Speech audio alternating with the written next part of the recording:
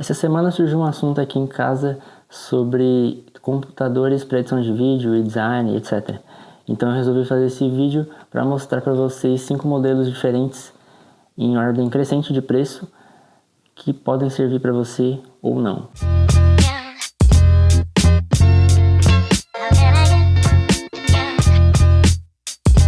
Estou gravando a tela aqui, vou deixar do lado para vocês e vamos lá.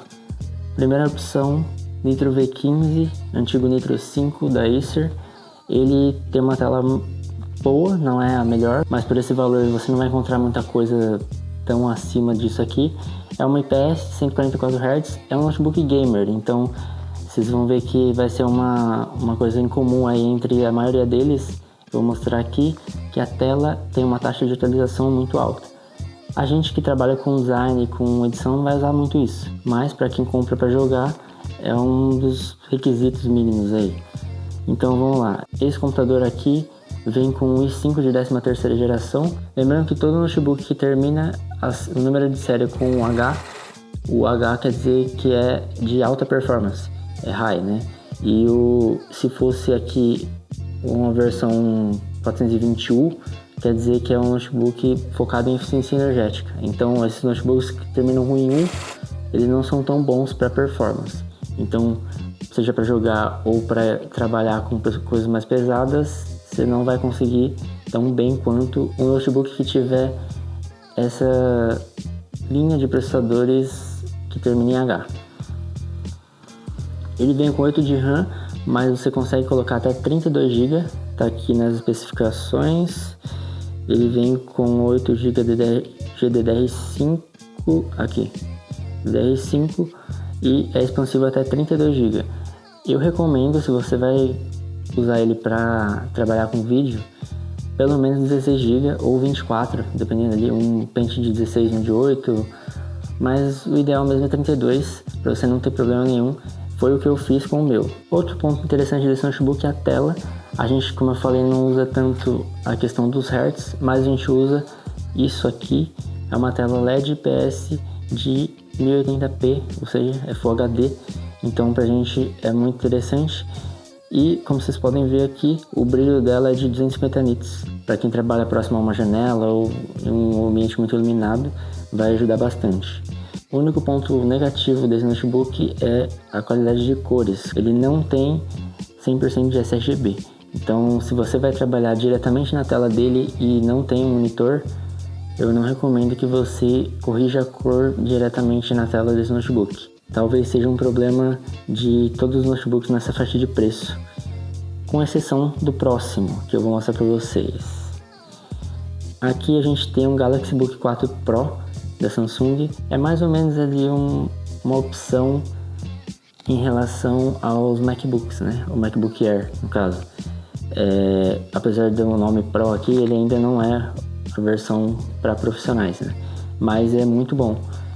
E esse daqui já vem com um processador diferente. Ele vem com um Core Ultra, que é a nova linha de processadores da Intel.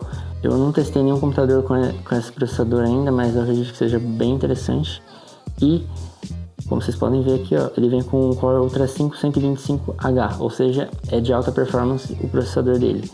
Se fosse o final U, provavelmente seria um notebook mais para escritório, planilha, Word, etc.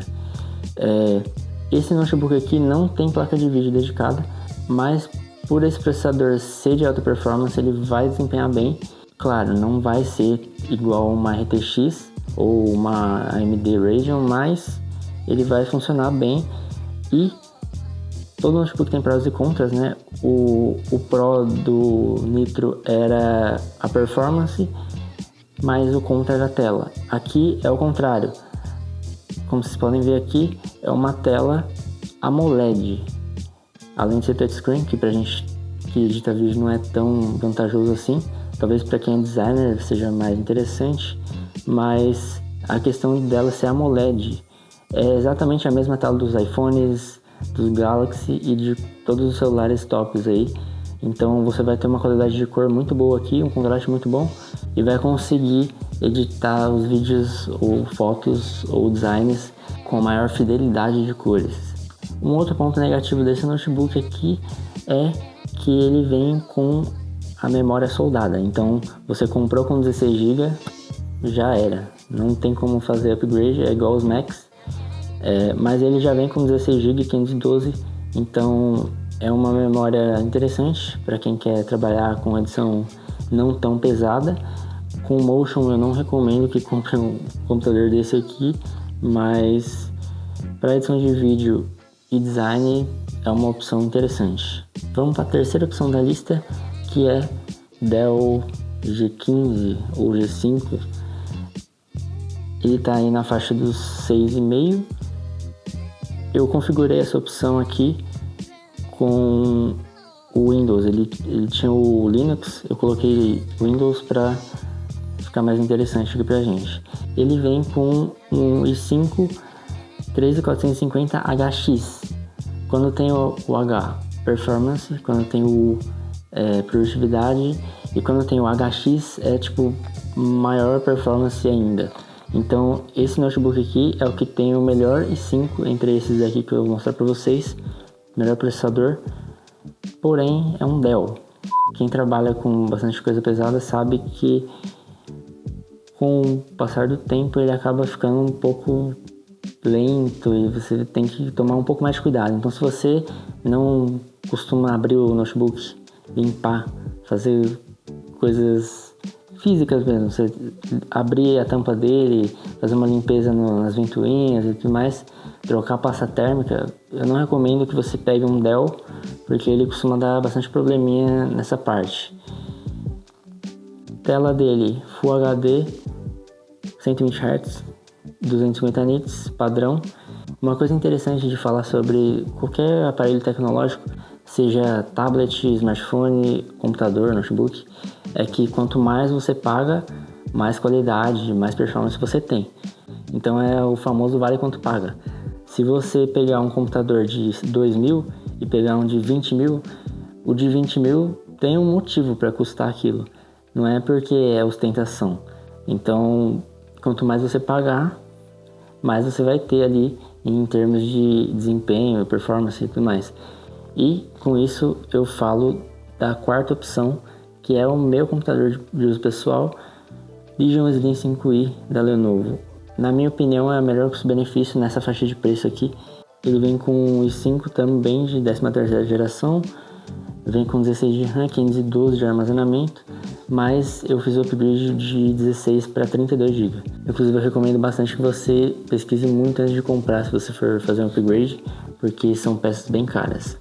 Um ponto interessante do Legion que me fez comprar ele foi a qualidade da tela. Além dela ser um pouco maior do que os concorrentes, que são na maioria de 15 polegadas, esse aqui tem 16 polegadas, as bordas são um pouco menores e é 100% sRGB, ou seja, tem 100% de fidelidade de cores, o que pra gente que trabalha com imagem é muito importante. E agora, vamos pro último. Eu não podia deixar de fora um Mac, né? Esse daqui em específico é o melhor custo-benefício, na minha opinião, no momento. A gente já tá no M4, mas eu acredito que o M2 com 16 GB seja uma opção interessante. Claro, dobrou o preço aqui, né? Vocês viram, pulou lá no Nitro que era 4.999, aqui tá 10.800. Então assim, se você quer um Mac, eu não recomendo nenhum mais básico do que esse aqui para edição de vídeo, porque foi justamente o que me fez trocar. Eu tinha um M1 com 8 GB e ele não estava mais servindo tão bem quanto há 3, 4 anos atrás. Então eu só recomendaria um Mac para você se você pegasse um com pelo menos 16 GB. Eu acho que é o mínimo aí aceitável nos dias de hoje, tanto para design quanto para edição de vídeo. Design ainda, dependendo do que você for fazer, dá para usar com 8 GB, mas eu não recomendaria uma compra de um computador tão caro assim. Com 8 GB de RAM, eu acho que em 2025 não vale tanto a pena. Aqui não tem muito o que falar, a qualidade de tela é boa, teclado bom, trackpad excelente. É um computador completo, só que você paga por isso, é o que eu falei. Se você pegar um notebook aqui de 5.000 reais, você vai ter performance mas vai ter um teclado mais ou menos, um trackpad ruim e uma tela ok. Se você vier aqui pagar 11 mil reais, você vai ter um computador muito melhor, só que você vai ter que pagar por isso. Então, na minha opinião, o melhor custo-benefício do ano, pelo menos até agora, para quem trabalha com imagem, com design, edição, foto, é o Legion Slim 5i, pelos motivos que eu falei.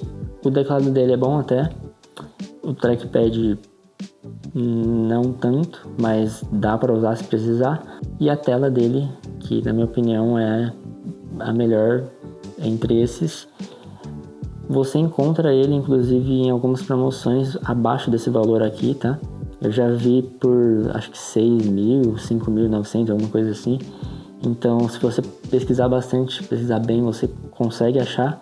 E eu acho que é o melhor custo-benefício, pelo menos do primeiro trimestre agora de 2025. E eu vou dar uma dica extra aqui: se você trabalha com edição de vídeo mobile, só vídeo de smartphone ali, ou edição em tempo real em evento e tudo mais, eu consideraria um iPad, tá? Esse daqui é um M1 e ele serve muito bem para esse tipo de coisa, inclusive para design também.